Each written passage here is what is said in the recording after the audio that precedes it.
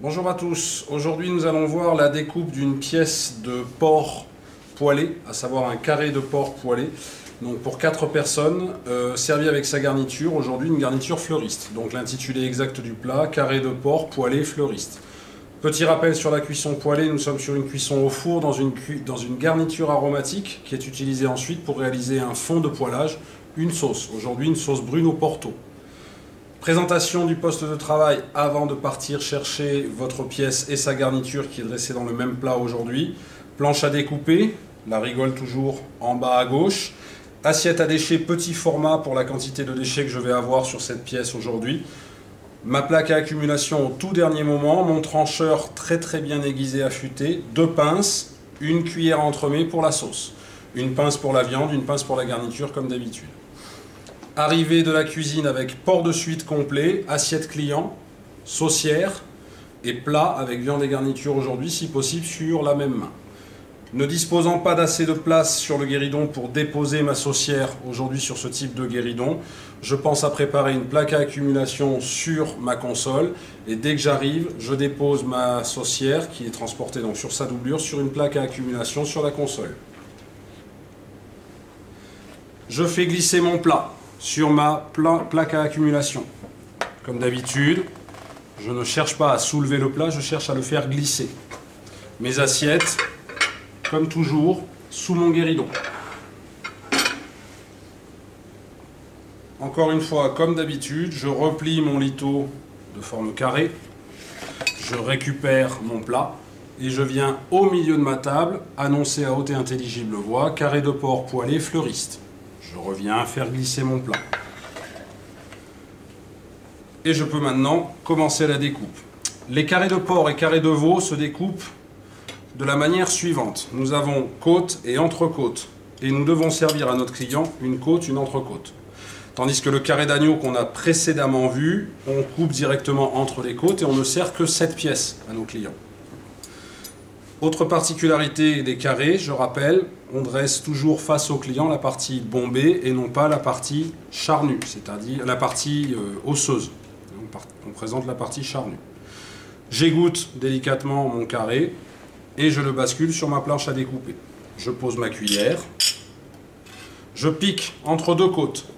Première chose que je dois faire, je dois réaliser une légère entame sur l'extrémité de ma pièce parce qu'elle est un petit peu desséchée, même si, vous le voyez, elle a été glacée avant service par un petit peu de fond de poêlage. Je dois quand même enlever cette partie-là qui est considérée comme relativement sèche.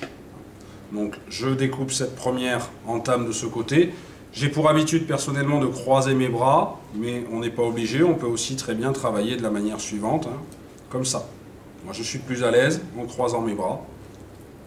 Ce qui est important, c'est que je ne retourne pas ma pièce de viande de façon à leur présenter toujours la partie la plus agréable. Vous voyez, légère entame. Je dégage ma fourchette, mes entames que je ne vais donc pas servir tout de suite dans mon assiette à déchets. Vous voyez pourquoi aujourd'hui le format de l'assiette à déchets petit. Je repique ma fourchette et maintenant je vais chercher à couper une côte, une entrecôte, donc la côte, le long de l'os. Ensuite, je vais passer de l'autre côté, mais en restant toujours à l'intérieur pour longer l'autre os et pour découper l'entrecôte. Et ainsi de suite. Mon geste, comme toujours, consiste à utiliser la longueur maximale de mon couteau et de travailler de préférence avec la partie la plus large du couteau, c'est-à-dire cette partie-là. Je n'attaque pas ma découpe avec la pointe.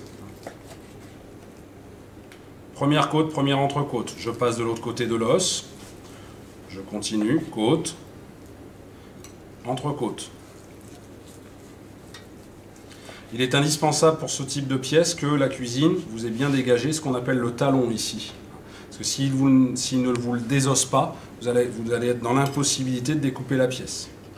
À ce moment-là, je sors ma fourchette, que je repique de l'autre côté à l'extrémité, et je continue ma découpe avec côte,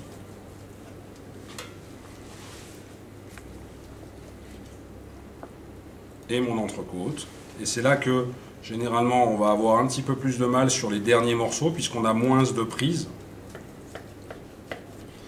Et donc là, l'affûtage du couteau est essentiel, puisque pour le dernier morceau, je vais piquer ma fourchette comme ceci, sur la partie extérieure de ma pièce de viande, pour non plus utiliser seulement l'os comme guide, mais aussi le dos de ma fourchette, pour faire 2 tranches à peu près équivalentes en termes d'épaisseur. Et toujours pareil, je longe l'os. Ma découpe est terminée, je peux poser mon couteau. Maintenant, je vais redresser ma pièce dans le plat. Je vais réaliser ce que l'on appelle un dressage en buisson, je vous le rappelle. C'est-à-dire que je vais toujours chercher à croiser côte et entrecôte. Si besoin est, je vais un petit peu décaler ma garniture aujourd'hui pour avoir plus de place.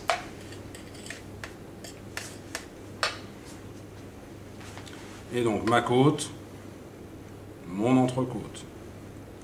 Je retourne mon entrecôte pour qu'elle soit présentée dans le même sens. Et ma côte. Je retourne mon entrecôte, présentée dans le même sens, entrecôte. Et ainsi de suite.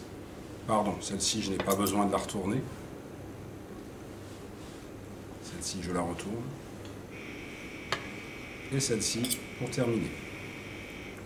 Dressage en buisson. Je fais se croiser en fait comme s'il y avait l'os ici au niveau de ma côte. Je repose ma pince, je me débarrasse de l'assiette à déchets, je me débarrasse de ma planche à découper. Soit quelqu'un est disponible pour m'en débarrasser, soit j'ai la place en dessous de mon guéridon pour la déposer. Éventuellement, dans le cadre d'un service de brevet professionnel, un commis va venir me débarrasser. J'attrape une de mes assiettes, donc qui sont, je vous le rappelle, arrivées dans le même temps, assiette chaude. Toujours ma sérigraphie, 1 en haut, 2 en bas au niveau du relief de l'assiette. Et traditionnellement, je répète, on est tenu de servir une côte et une entrecôte à chaque client. Vous admettrez que ça fait un petit peu beaucoup aujourd'hui pour certains clients qui vont être, on va dire, soucieux de leur ligne. Donc je préconise plutôt, dans le cadre du service du carré de veau et du carré de porc, d'expliquer à notre client que la règle de service veut que nous servions une côte et une entrecôte et la garniture. Mais néanmoins, vous demandez à vos clients s'ils souhaitent réellement avoir la côte et l'entrecôte, voire on peut imaginer, est-ce qu'ils souhaitent commencer par la côte ou commencer par l'entrecôte, ensuite on garde au chaud en plaque à accumulation ou l'idéal en table chaude en cuisine à couvert pour éviter que la viande ne sèche, et on fait un deuxième service à l'anglaise à ce moment-là, au moment où le client souhaite avoir son deuxième morceau. Donc je répète, au niveau du dressage, côte, entrecôte en buisson, donc on imagine que là mon client est un bon mangeur, un bon vivant, un gourmand, un gourmet. Donc je vais lui mettre la côte et l'entrecôte. Et comme d'habitude, ma garniture fleuriste, donc jardinière de légumes, tomates et pommes tournées, rissolées, que je vais dresser dans mon assiette.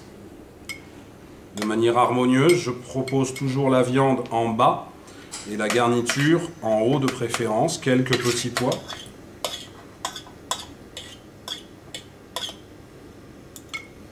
Et je termine par mon fond de poêlage, service à l'anglaise comme d'habitude, à chaque fois que l'on a une sauce servie à part.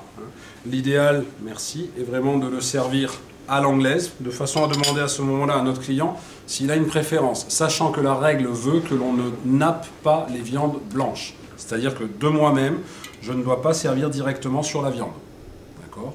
Donc, dans l'idéal, si mon client ne me donne pas d'indication particulière, je vais servir ma sauce, mon fond de poêlage, toujours en haut vers la droite, de préférence. Donc je remplis ma cuillère, mais pas trop. Comme pour le service du potage, je pense à faire rentrer en contact la partie bombée de la cuillère pour que cette goutte-là vienne être aspirée par le contact de la surface de ma saucière. Un petit peu, hein, il ne s'agit pas de noyer la totalité de ma présentation. En plus, sur le plan esthétique, ça ferait moins joli. Je sers l'intégralité de ma table, je rappelle, hein, en guéridon. Donc ça veut dire que je fais viande, viande, garniture, un client, viande, viande, garniture, un client. Et c'est une fois que tous mes clients sont servis que je viens faire mon service de jus, de sauce, hein, de fond de poêlage à l'anglaise à tous mes clients. En revanche, au niveau du service, je le rappelle, service de la main droite à droite, on évite de mettre le pouce à l'intérieur de l'assiette. Il est préférable de tenir votre assiette comme ceci, de façon à ne pas avoir l'empreinte de votre doigt, ou voire même un client un petit peu pointilleux, et il aurait tout à fait raison d'être pointilleux sur le plan de l'hygiène, sur le fait que vous mettez votre doigt dans son assiette. Service à main droite à droite, bonne dégustation, bon appétit.